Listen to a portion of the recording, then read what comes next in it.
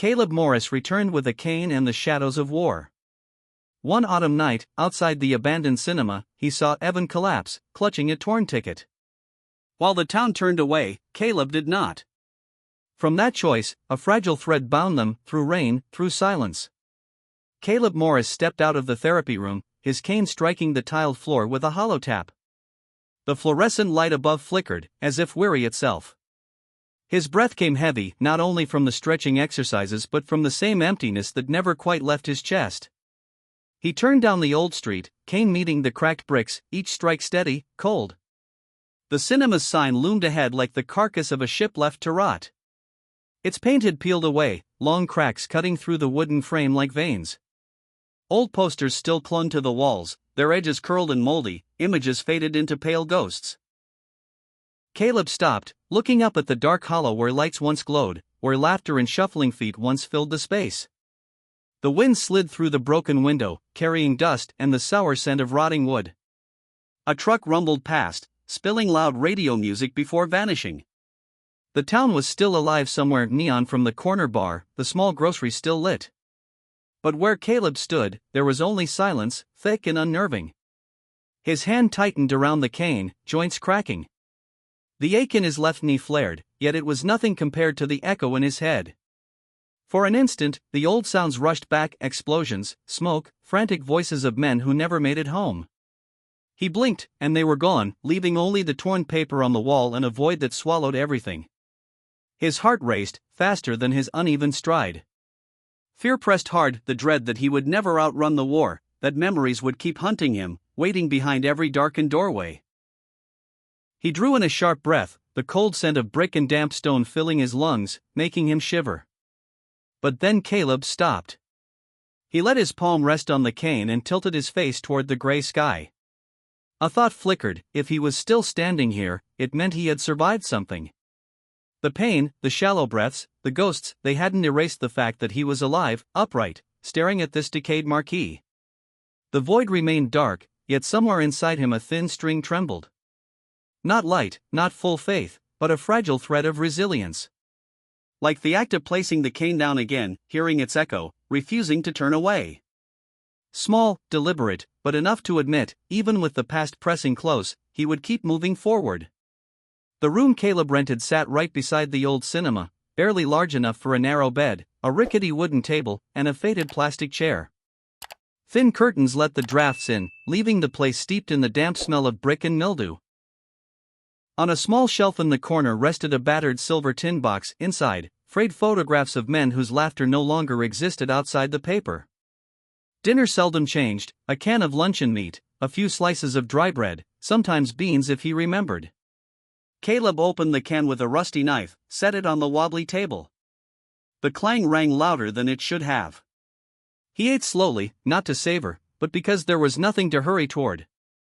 Only the clock ticked on the wall, steady, indifferent, reminding him time still moved even if he did not. On the wall, his faded uniform coat hung, untouched for months, carrying dust and the stale scent of years past. At the foot of the bed, his boots sat neatly aligned, toes pointing toward the door, as if ready for a call that never came. No one called. The boots gathered dust, day by day, waiting for a journey that would never begin. Each night, Caleb sat at the window, staring down at the empty street. The streetlight outside flickered like the breath of a dying man. Sometimes it flared, catching the cracks in the pavement, then blinked out, leaving only weighty darkness.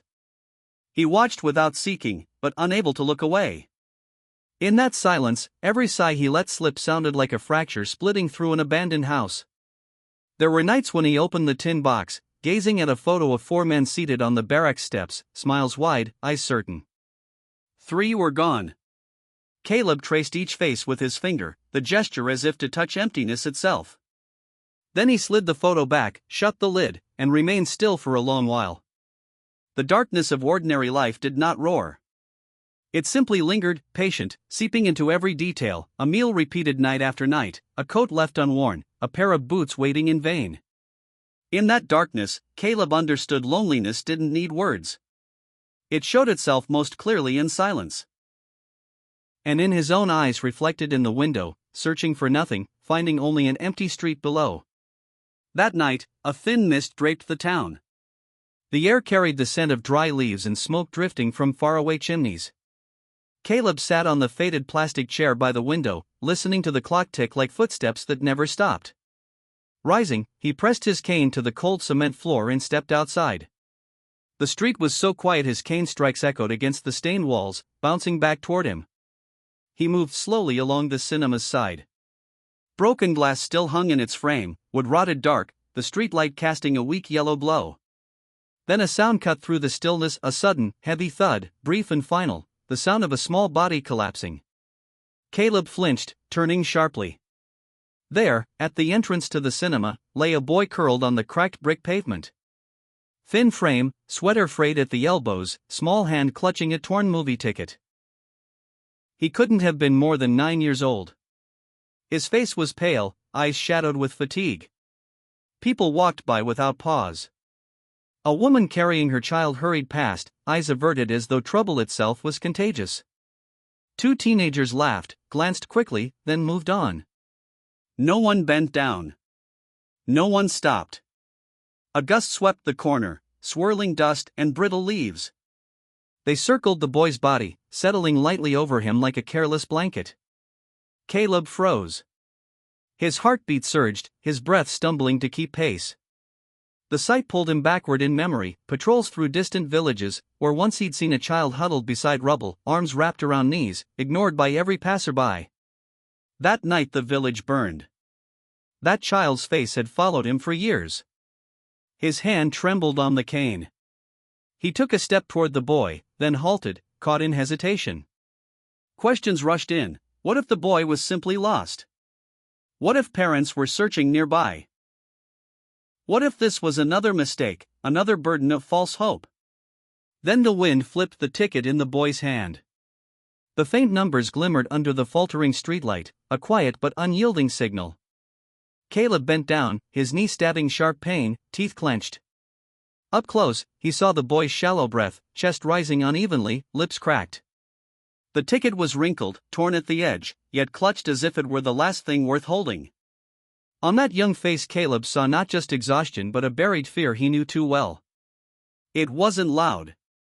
It hid in the half-closed eyes, in the way tiny fingers clenched the paper with desperate strength, as though nothing in the world remained to grip but a faded stub. He drew a deep breath. Leaves scraped beneath his boots, urging him forward.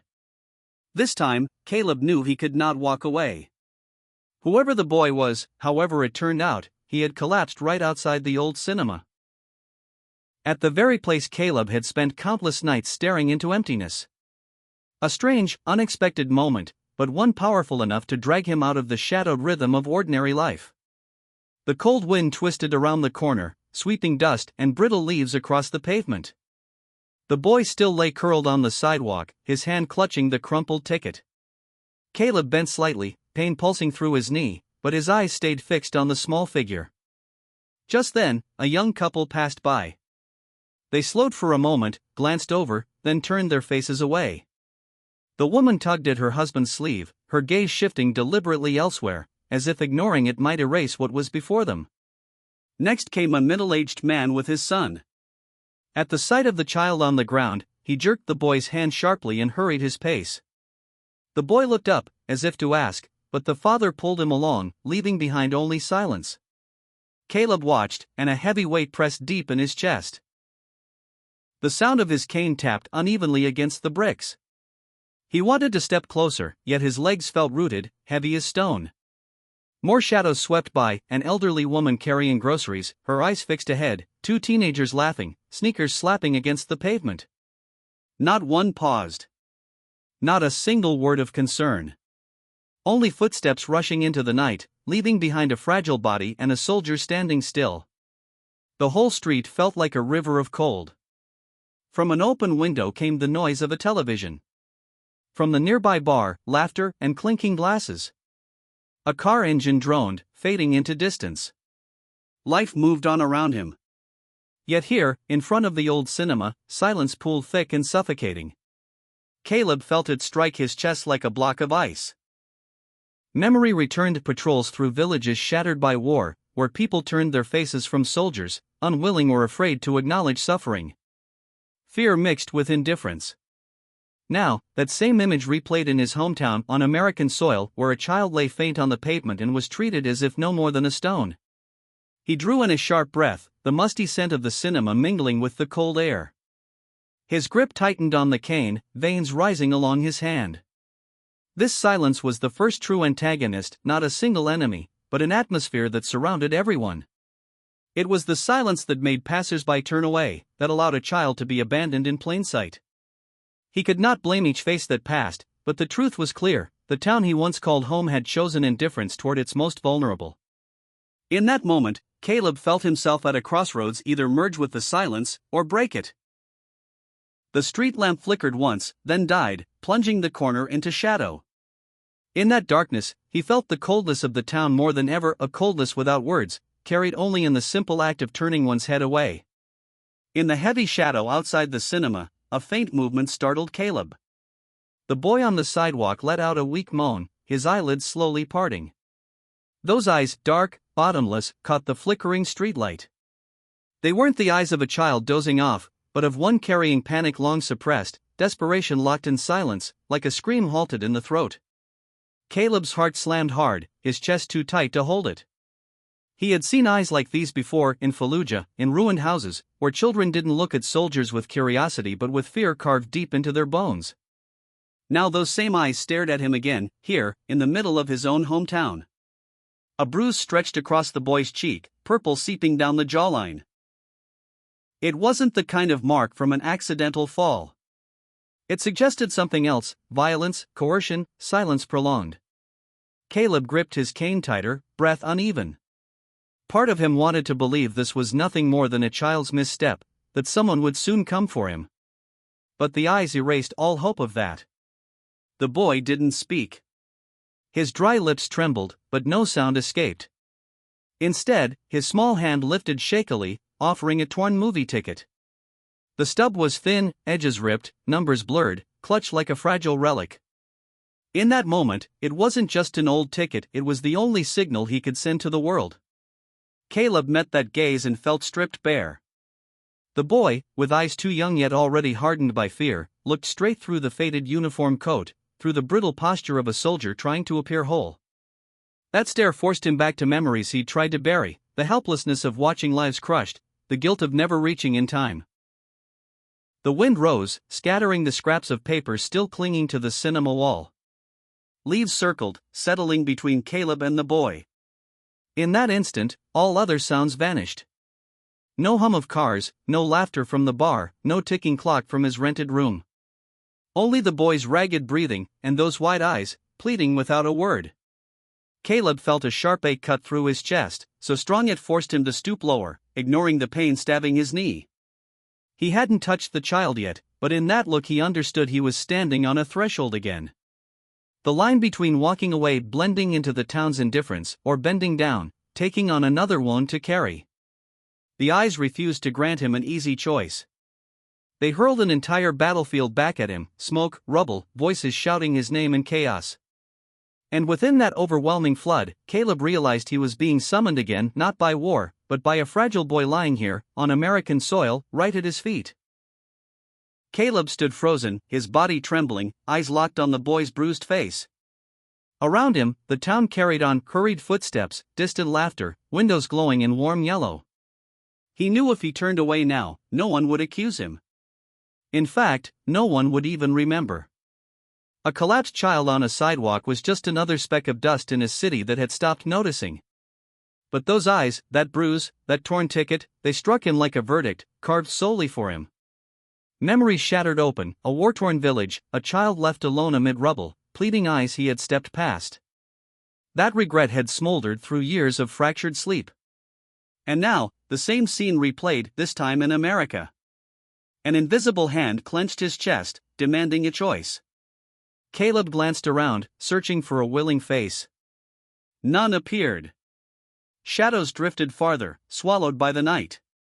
He realized it was indifference itself that threatened to erase the boy. If he walked away, the child would vanish into darkness, like so many others he'd heard of, read about, carried inside nightmares. His hand trembled, not from wind. He pressed his cane against the pavement and bent down, bones grinding in protest. Pain burned through his knee, yet he lowered himself further, placing a calloused hand on the boy's shoulder. The skin was cold, fragile as paper. The boy flinched faintly but didn't retreat, only clutched the faded ticket tighter, as if to confirm someone had truly seen him. Caleb drew in a long breath, then firmly lifted the child into his arms. The body weighed little, yet to him it felt heavy as if carrying the ghosts of years past. The boy's shallow breaths touched the collar of his coat, carrying the dusty, sweaty scent of childhood and ache both chaotic and grounding in Caleb's chest.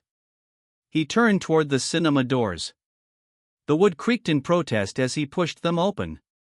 Inside, darkness hung thick, laced with mold and decades of dust. The rows of red seats sat silent beneath a gray film, like weary witnesses. Caleb set the boy onto the nearest chair, brushed away the dust with trembling hands, and pulled off his own scarf, laying it gently across the child's chest. In that heavy stillness, he heard his heartbeat pound like a drum. There was no going back now.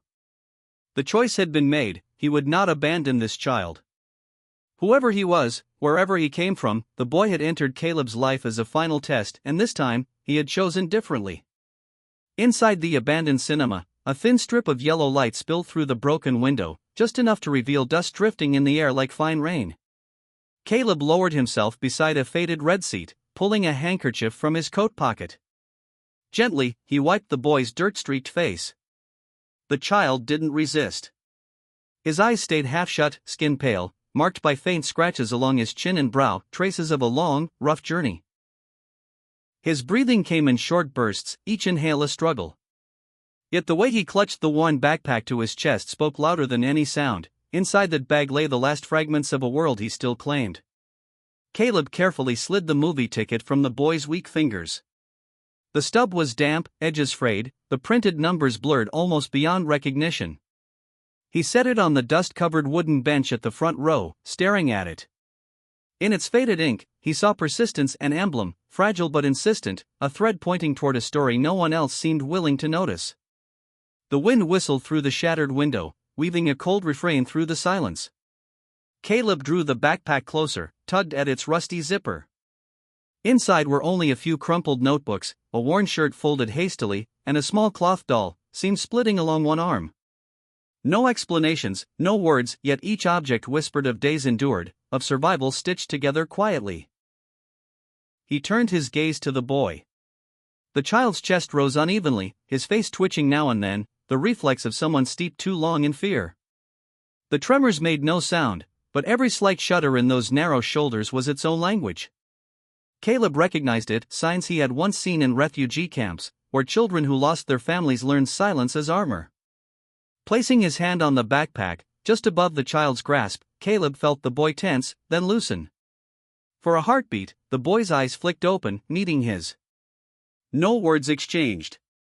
Yet in that fleeting look was a gravity, not a plea, not refusal, but a quiet test, whether this man would stay or, like others before, walk away. Caleb swallowed hard. From the moment he had stepped inside this ruined cinema, he knew things had shifted. The ticket stub, the battered backpack, the scratches across pale skin, all were silent evidence, undeniable. He could no longer pretend this was random, nor persuade himself the boy simply fainted. In the dim hall, the rows of dust-caked seats loomed like mute witnesses. Caleb exhaled, slow and steady, as though he had entered a new battlefield, one without gunfire, but filled with wounds that screamed in silence. And this time, he promised himself, he would not turn away. The next morning, sunlight filtered through a thin fog, washing over streets still stained from the night's rain. Caleb left his rented room, the boy still asleep in the dusty cinema chair. He slipped a scrap of paper beside him with a few shaky words, in case the child woke and found himself alone. In Caleb's hand lay the movie ticket stub, his only piece of evidence, as he made his way to the police station. The station stood at the end of Main Street, a brick building with frosted glass doors. Inside, the air carried stale coffee and fresh ink from a printer, the heavy scent of a Monday morning. A young officer sat at the desk, eyes bleary with fatigue. Caleb explained quickly. A child collapsed outside the cinema, clear bruises, terrified eyes, clutching a torn ticket as if signaling for help. The officer nodded, scribbling lazily into a logbook. His pen clattered against the page, his questions perfunctory, detached. Then he muttered the phrase that drained the air from the room: no evidence. Could be a runaway. Maybe just lost. Caleb placed the ticket stub firmly on the counter, but it lay there thin, fragile, as weightless as the boy's shallow breaths no one wanted to hear. The conversation closed on that flat refusal. Caleb knew no matter what else he said, the only answer would be a nod that meant nothing, eyes that longed to move on. He rose, his cane feeling heavier, the floor harder beneath him. The glass door shut behind him with a sharp click, echoing like a lock turning in his skull. The street outside gleamed in daylight, but within him it was shadow. Each strike of the cane on pavement beat like a drum inside his chest, each note a fresh burden of disappointment. The system he had once trusted, once served, now folded coldly against him. He remembered patrols returning to base after pulling villagers from wreckage, only to hear the same words from higher ranks: not enough evidence. Not enough grounds to act. People and truths alike dissolved into stamped paperwork, forgotten in drawers. Caleb paused beneath an old tree, inhaling the sharp morning air.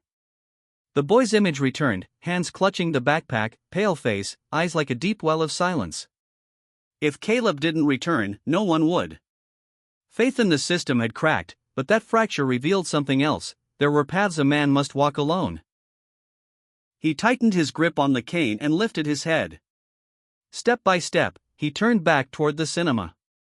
The weight of the past pressed down harder, but within each heavy strike against the pavement, a faint resolve stirred, fragile, yes, but undeniable. In the cramped rented room, the dim light of late afternoon slipped through the thin curtain, leaving blotched streaks across the stained wall.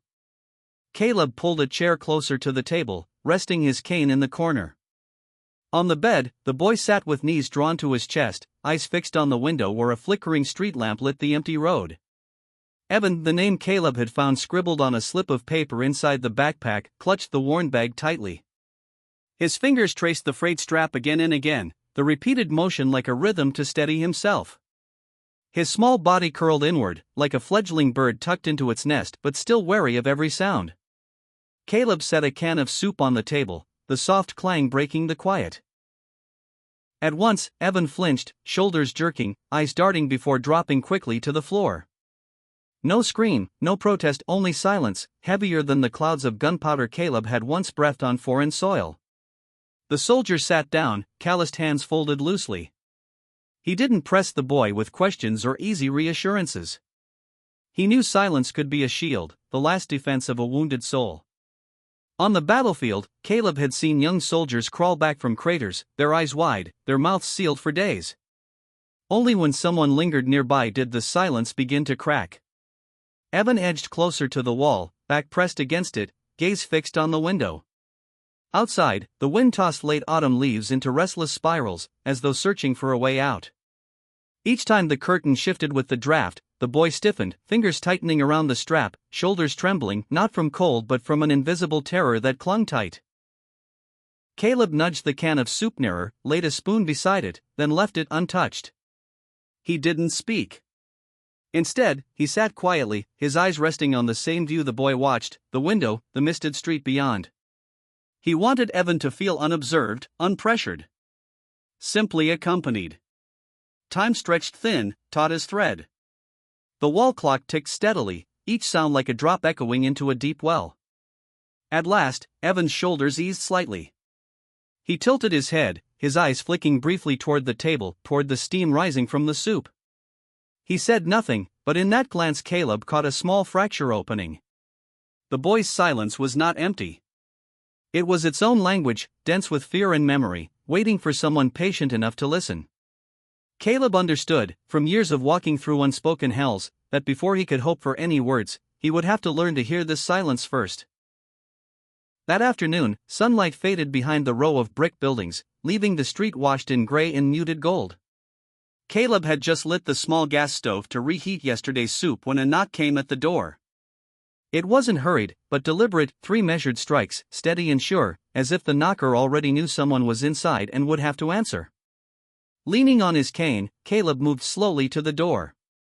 On the threshold stood a middle-aged man, posture straight, white shirt pressed sharp, tie knotted precisely, hair slicked back.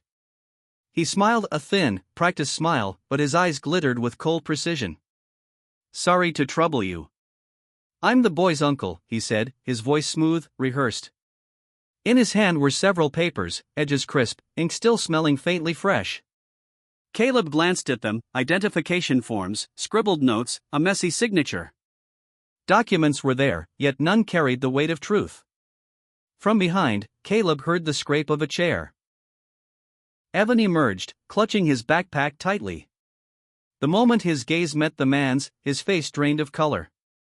He didn't scream, instead he clutched Caleb's sleeve with trembling fingers.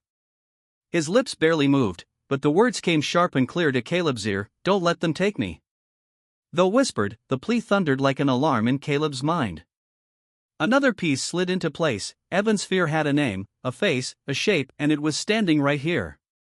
The man maintained his smile, tilting his head as though to display harmlessness. "Thank you for watching him. He tends to run off like this. If you don't mind, I'll take him back now." His voice was polite, but beneath the civility lay pressure, a quiet insistence that Caleb was expected to comply. Caleb didn't answer at once. He felt Evan's grip tightening, knuckles turning white. The boy didn't hide behind him, didn't cry out. He simply stared, eyes wide, fear rolling silently beneath the surface. In those eyes, Caleb saw more honesty than in all the papers extended toward him. A cold gust swept the hallway, rattling the man's documents. Caleb studied them again: faded seals, mismatched dates. The man noticed the scrutiny, cleared his throat, and placed a hand on the doorframe, leaning slightly forward. "You understand," he murmured, voice lower, "this is a family matter. There's no need for outsiders to interfere." Caleb remained silent, but his grip on the cane tightened. He didn't need raised voices or arguments. In the instant Evan had whispered not to let them take him, Caleb already knew where he stood. The darkness was no longer abstract. It stood before him now, buttoned into a white shirt, smiling with false courtesy. And Caleb knew, from this moment on, there would be no avoiding confrontation. Dark clouds gathered low on the horizon, swallowing the last remnants of daylight.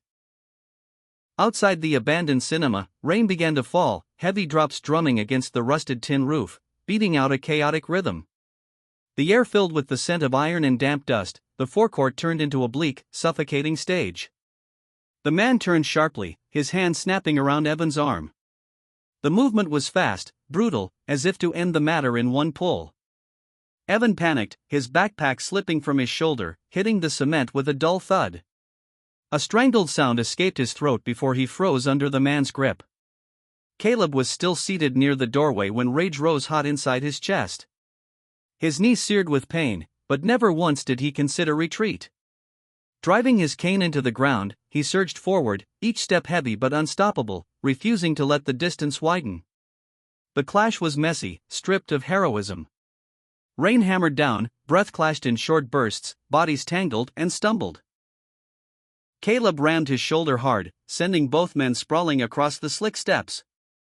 Pain shot from his knee up his spine, but he shielded Evan behind him, his body forming a fragile wall.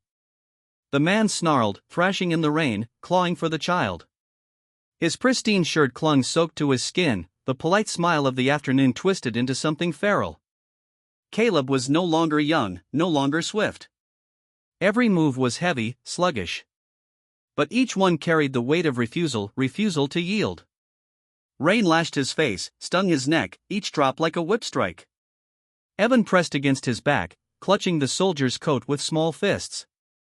The boy didn't scream, didn't cry, only trembled, body rigid, surrendering all his trust to the man crumbling before him. They rolled across the slick pavement. Caleb was shoved hard into the wall, his spine jolting with sharp agony. The man growled, his hand clamping around Caleb's wrist, squeezing until his arm went numb. Caleb staggered to one knee, nearly collapsing outright. Then, in a desperate twist, he swung his cane, striking the ground with a crack. It wasn't a blow to injure, but it opened a sliver of space. That space, to Caleb, was victory enough. He turned, wrapping Evan tightly to his chest, retreating toward the cinema door. Behind them, the man slipped in a puddle, curses drowned beneath the rain. That night, beneath the leaking awning of the cinema, the fight ended without triumph, without glory. No spotlight, no applause.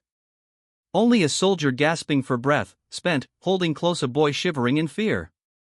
And in the steady roar of rain against tin, Caleb knew he had done the only thing he could: stand between the darkness and a fragile life.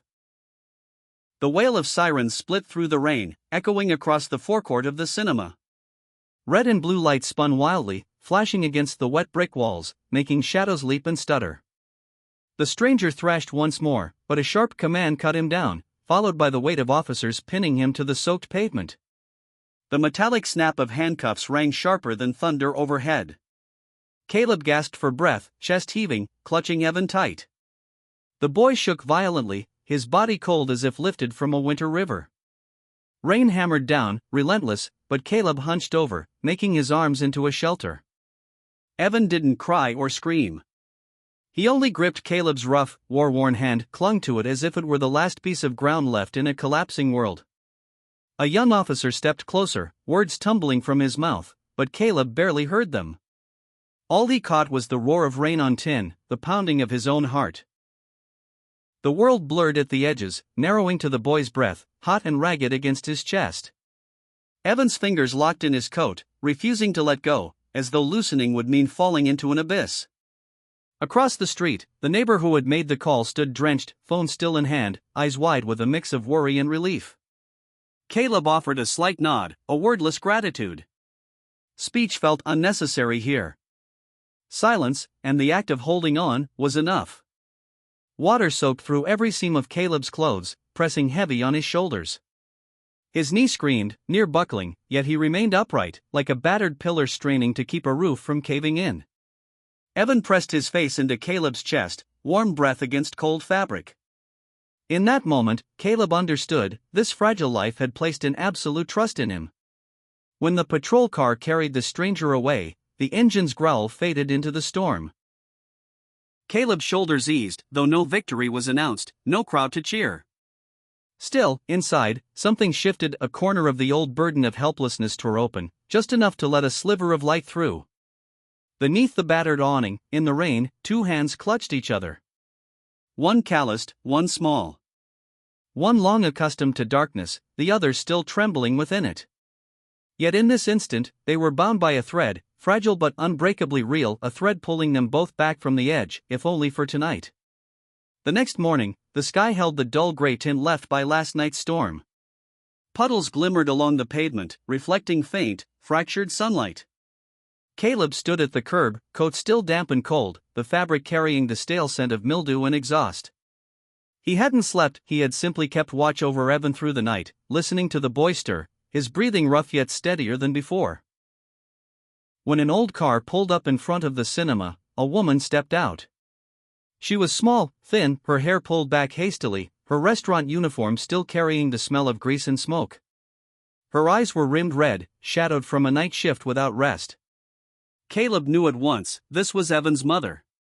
The boy froze for a moment, hesitant. But when her hoarse voice called his name, he bolted forward. Evan threw himself into her arms, burying his face against a blouse still damp with rain and cooking smoke. The sobs burst out, muffled at first, then breaking open raw, unrestrained, pouring out like last night's rain. It was the sound of silence unraveling, finally free. Claire Donovan held him tightly, her thin hands trembling as they stroked and clutched, desperate not to let go again. Tears streamed down, darkening his damp hair. She whispered frantically into his ear words Caleb couldn't hear, but their urgency was written in the shaking of her shoulders. Caleb stood a few steps back, his cane pressed firm against the ground. His coat hung heavy with cold water, but he didn't move. The sight lifted something in him even as it reopened old aches. He had witnessed reunions before, but rarely complete, too late, too fractured, or only imagined. Now he watched it unfold real, immediate, a child returned to the arms that should never have lost him. Claire looked up, her eyes finding Caleb. For a moment, words seemed lodged in her throat. In the end, she only nodded, a trembling gesture that carried more than any phrase.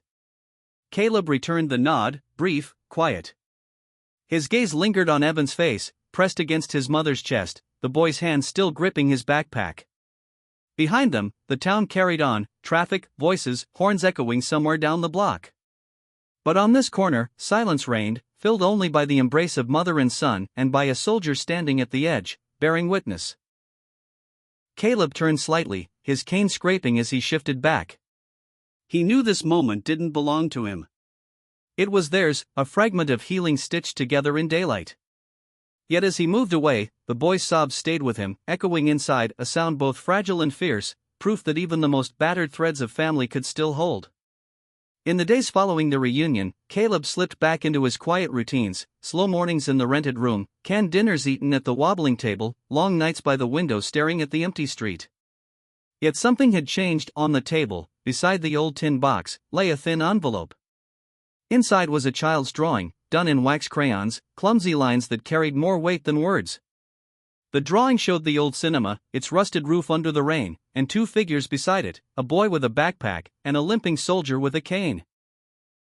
Across the gray background, streaks of yellow stretched faintly, as if the child had tried to pull light into the memory. Evan had sent it, with a small note folded inside, "So you'll remember." Caleb pinned the drawing to the wall above his bed. Each time he lifted his eyes, he met those simple lines, and with them, the truth of a night when he had chosen not to walk away. No medals, no applause. Just a child's drawing, yet it stood as proof that, once in his life, he had chosen differently. That evening, Caleb stepped outside, cane tapping softly.